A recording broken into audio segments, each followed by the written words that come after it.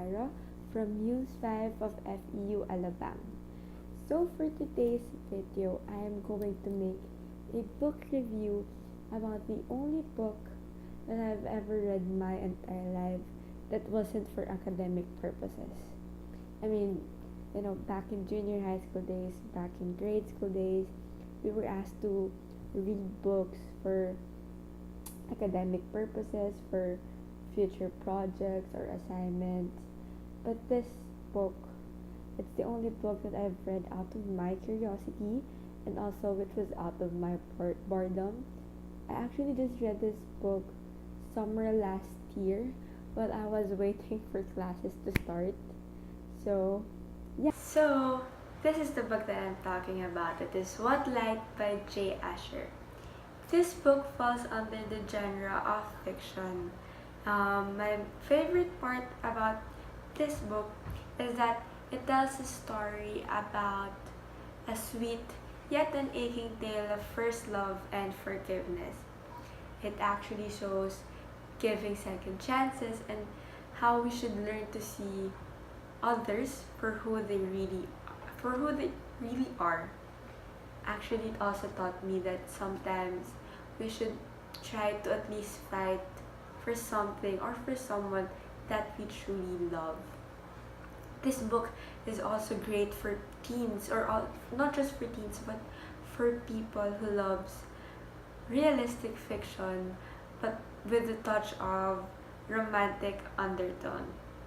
It's 21st century literature for me, in my own words. 21st century literature for me is actually, based on my understanding, is that it is the literary pieces that was made or that was created during the 21st century, which is namely 2001 up to the present year. And how was 21st century literature class for me?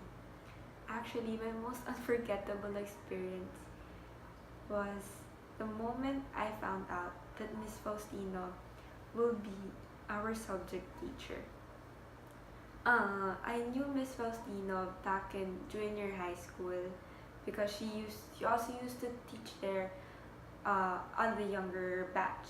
She was never my subject teacher, but I knew a lot, not really a lot about her, but I used to see her as a strict and terror teacher.